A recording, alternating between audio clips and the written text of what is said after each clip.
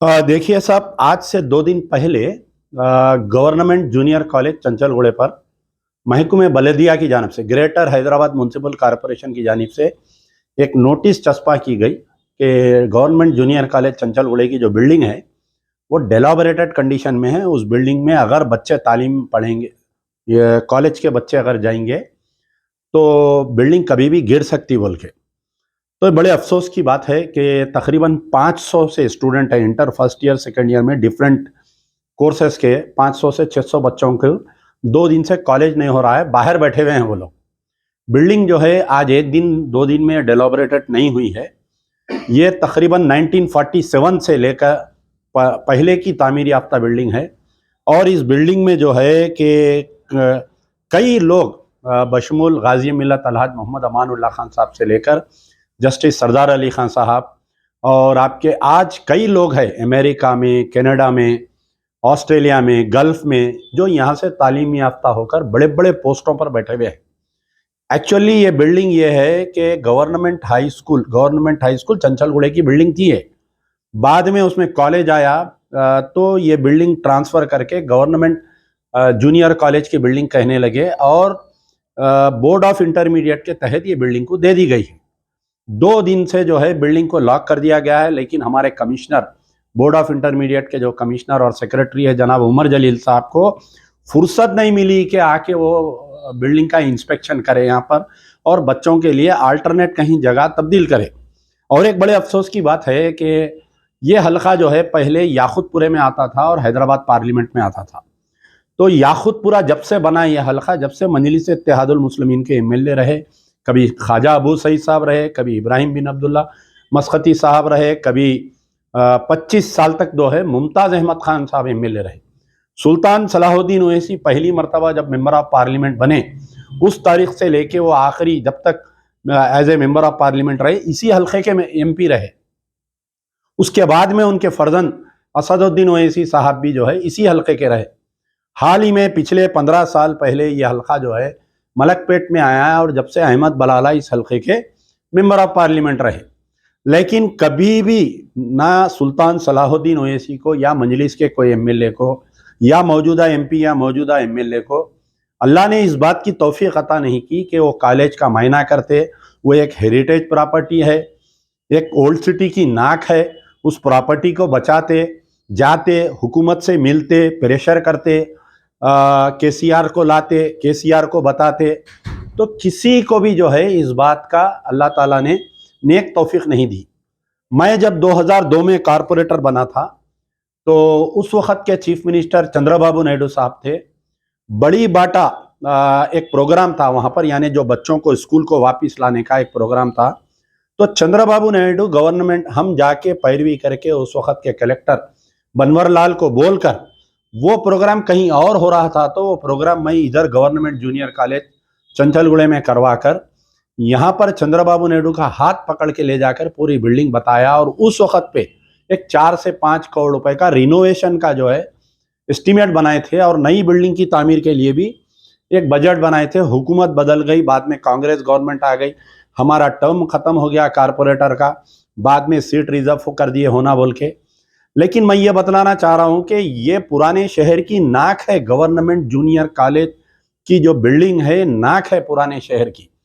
जो लोग हेरिटेज के नाम पर अपनी दुकान चला रहे हैं, हेरिटेज हेरिटेज बोलकर, आज कहाँ है वो हेरिटेज की बिल्डिंग डेलोबरेटेड हो गई।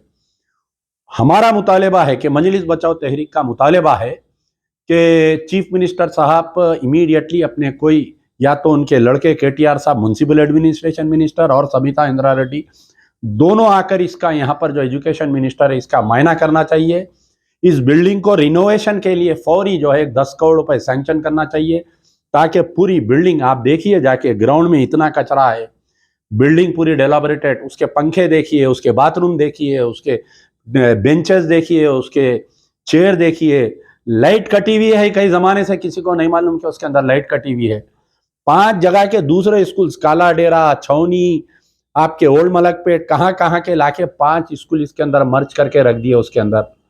कुछ दिन पहले मैं हमारे केटीआर साहब का एक बयान देखा, उर्दू के ताल्लुक से बहुत अच्छी तकरीर करे कि उर्दू जो है ये किसी एक मजहब की जबान नहीं है, वो बीजेपी वाले उर्दू को ऐसा बोल रहे हैं, हम उर्दू को प्रमोट करेंगे। लेकिन यही के.टी. रामाराव साहब के हुकूमत में, इनके वालिद की हुकूमत में जो है कई उर्दू स्कूल्स को बंद कर दिए। सक्सेसिव स्कीम बोलकर लाया गया था।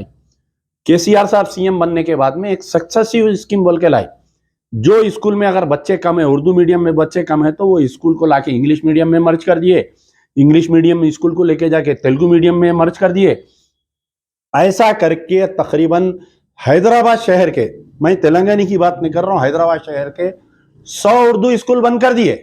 और आज आपके साथ हमदर्दी कर रही, आपको जहर देके, आपको बीमार करके, आपको बिस्तर पे डाल के आके मंत्री साहब जो है के.टी.आर. साहब आपकी हमदर्दी कर रही, और हमारे चंद सोशल मीडिया के लोग उसको बढ़ा चढ़ा के बोल रहे हैं कि के.टी.आर. रामाराव साहब क्या बेहतरीन बात बोले उर्दू के लिए।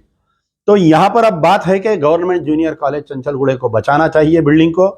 इसके लिए एक 10 करोड़ रुपए रिनोवेशन को सैंक्शन करके इसके अंदर एक बेहतरीन म्यूजियम, बेहतरीन लाइब्रेरी, जो एजुकेशन के ताल्लुक से, पुराने शहर के एजुकेशन के ताल्लुक से, इस स्कूल के कौन कौन अभी तक स्टूडेंट्स बन के गए उनकी तमाम तस्वीर वहां पर लगाकर, और बाजू के एक नई बिल्डिंग बनाकर इमीडिएटली, वक्तिया तो कोई किराए की बिल्डिंग लेकर बच्चों को कॉलेज को शिफ्ट करना चाहिए। एक नई बिल्डिंग, बहुत जगह है, पीछे जगह है, बाजू जगह है, बिल्डिंग की तामीर करना चाहिए।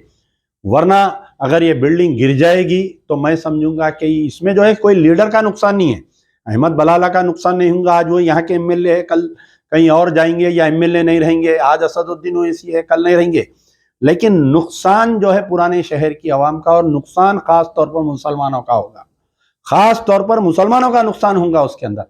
वो नुकसान कैसा होगा?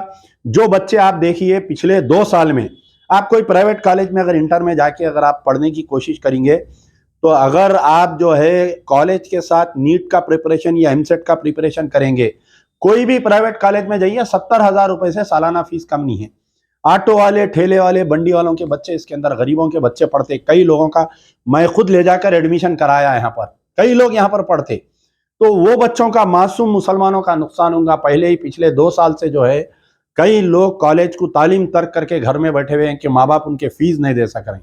वहां पर उस बिल्डिंग में 5 स्कूल चल रही, हर स्कूल में अगर आप स्ट्रेंथ अगर 1000 की भी पकड़ के चलेंगे तो 5000 मासूम, वो ऑटो वाले, ठेले बंडी वाले, रिक्शे वाले बच्चों का नुकसान होगा। फिर हम तालीम की बात करते हैं, मुसलमानों में तालीम को आम करने की हमारे लीडर बात करते, हम जो है के.सी.आर. से रुग़बत की बात करते हैं कि हमारी इतनी अच्छी के.सी.आर. साहब से हमारी ताल्लुकात है बोल के बोलते। हम तकारीर में बोलते हैं कि हम जिसको चाहे उसको हम लिटा सकते, इख्तिदार पे हम जिसको चाहे उसको इख्तिदार पे बिठा सकते।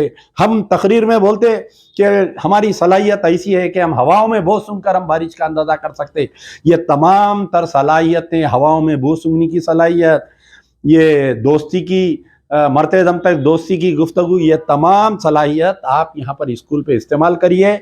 के.टी. रामाराव साहब म्युनिसिपल एडमिनिस्ट्रेशन मिनिस्टर को मैं मोहतरम असदुद्दीन ओवैसी, अहमद बलाला से गुजारिश करता हूं कि आप अपनी तमाम तर सलाहियत को इस्तेमाल करते हुए जाके के.सी.आर. से नुमाइंदगी करिए। के.टी.आर. और सबिता इंदिरा रेड्डी, उमर जलील को, तीनों को लाइए, लाके बिल्डिंग बताइए। एक दिन, एक हफ्ते के अंदर काम चालू होना चाहिए। नहीं अगर काम चालू होगा तो उस स्कूल के बच्चों के साथ हम बड़े पैमाने पर एहतजाज करेंगे। यार जिंदा सोबत बाकी।